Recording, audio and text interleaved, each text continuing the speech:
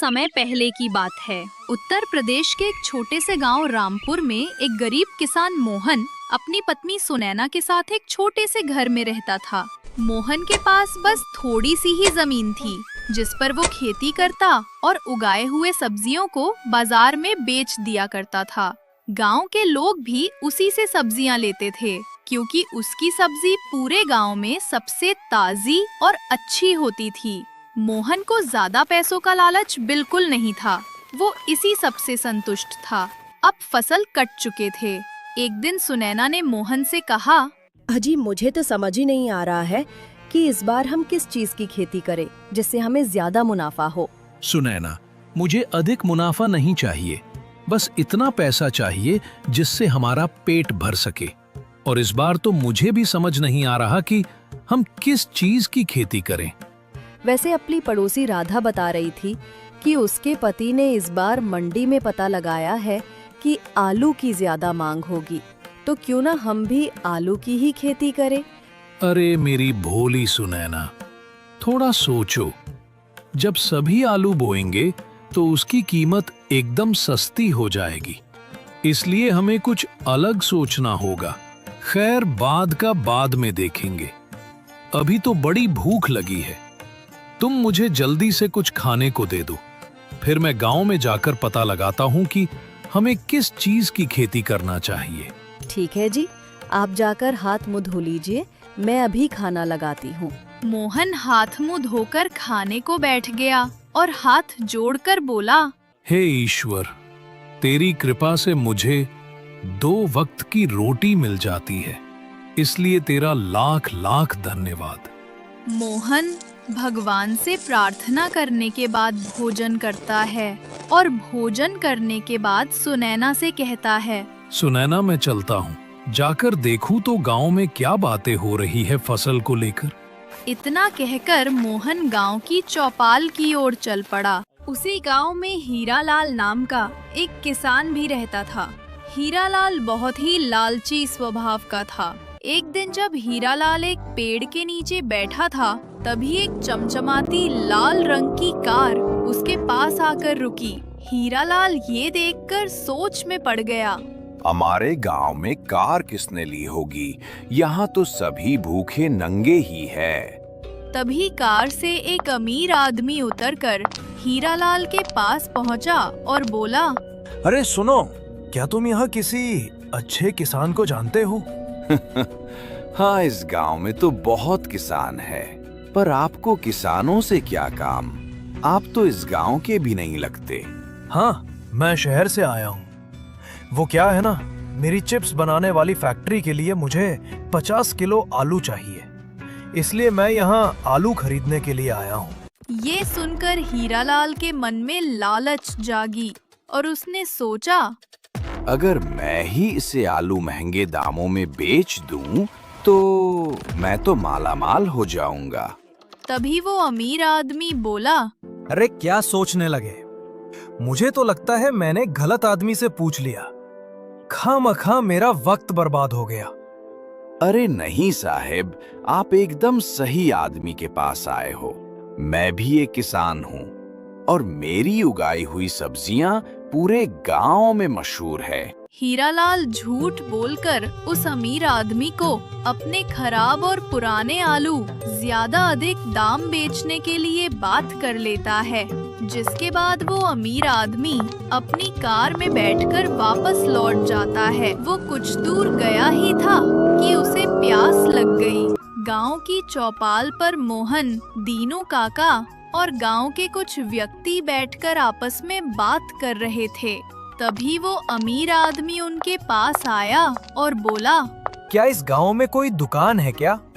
मुझे पानी की बोतल खरीदनी थी। नहीं साहब, इस गांव में तो दुकान नहीं है। अगर आपको पानी चाहिए तो रुको साहब।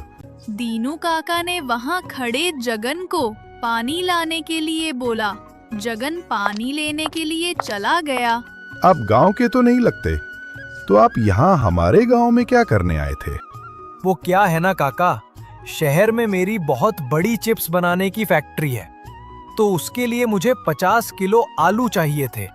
तब तो आप बिल्कुल ठीक जगह आए हो। ये मोहन है, और पूरे गांव में सबसे ताजी और अच्छी आलू आपको इसके पास ही मिलेगी। लेकिन काका, अभी मुझे एक व्यक्ति मिला था, उसने तो बोला कि सबसे अच्छी आलू सिर्फ उसी के पास मिलेगी। अमीर आदमी की बात सुनकर दीनू काका समझ गए कि वो हीरालाल की बात कर रहा है। फिर दीनू काका ने अमीर आदमी को हीरालाल की सारी सच्चाई बताई कि कैसे वो लोगों को खराब सब्जी देकर उन्हें लूटता है।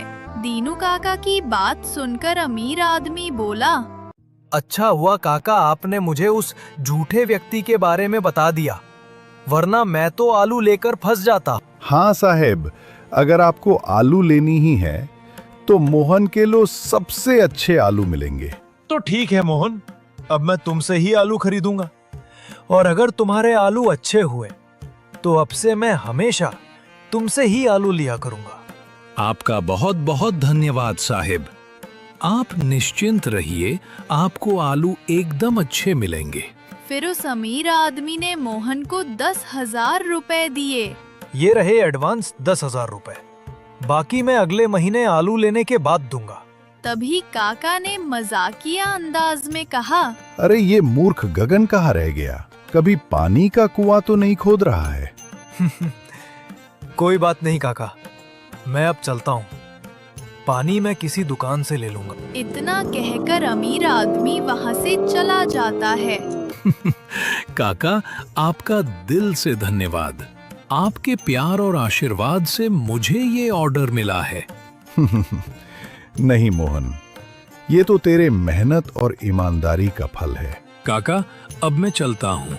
घर जाकर मैं सुनैना को सबसे पहले खुशखबरी दूंगा। इतना कहकर मोहन भी अपने घर चला जाता है। घर जाकर मोहन ने सुनैना से सारी बात बताई, जिसे सुन के सुनैना बड़ी ही खुश हुई और बोली, अजी मैं आज बहुत खुश हूँ।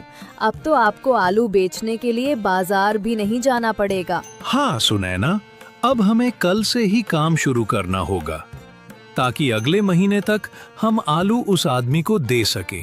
अजी जो 10,000 एडवांस मिले हैं, उससे मुझे एक नई साड़ी दिला दो ना। अरे हाँ बाबा, दिला दूंगा। अब खुश?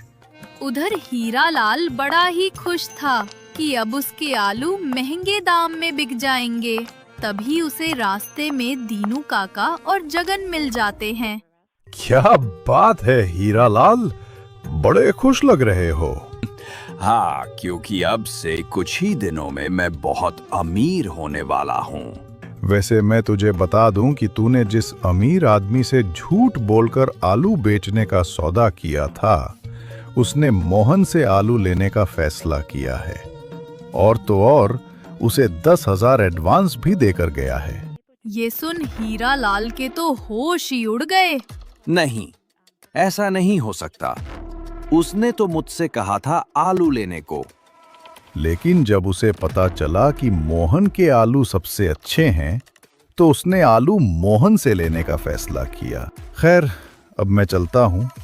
इतना कहकर दीनू काका और गगन वहाँ से चले गए। उस मोहन के बच्चे को तो मैं छोड़ूंगा नहीं। उसके वजह से मेरे सारे आलू अब पड़े रह जाएंगे, लेकिन मैं उसके आलू भी बिकने नहीं दूंगा। अगले सुबह मोहन और सुनैना दोनों अपने खेत की ओर आलू बोने के लिए चल पड़े। खेत पर जाकर दोनों पति पत्नी ने कड़ी मेहनत की और आलू की फसल बोने लगे, और शाम को दोनों अपने घर चले गए। ऐसे ही दिन बीतने लगे। आलू बोए 20 दिन बीत गए थे। मोहन के आलू बड़े ही अच्छे हुए थे। सुनैना, हमारी आलू की फसल तो काफी अच्छी हुई है। हाँ जी, ये सब तो आपकी मेहनत का कमाल है। नहीं सुनैना, ये सब मेरी नहीं बल्कि हमारी मेहनत का कमाल है। दोनों आलू की फसल को देखकर बड़े ही खुश थे, लेकिन हीरालाल अंदर ही अंदर जल भुन गया था। रात के अंधेरे में हीरालाल चुपके से अपनी गाय सुंदरी को लेकर मोहन के खेत पर पहुंच गया। सुंदरी मोहन के सारे आलू की फसल की खाने लगी, जिसे देखकर हीरालाल बड़ा खुश हुआ। अब उस मोहन के बच्चे को पता चलेगा कि मुझसे पंगा लेने का इंजाम क्या होगा। अगली सुबह मोहन सुनैना से बोला, अरे सुनैना, जल्दी चलो, आज हमें सारे आलू तोड़ने हैं।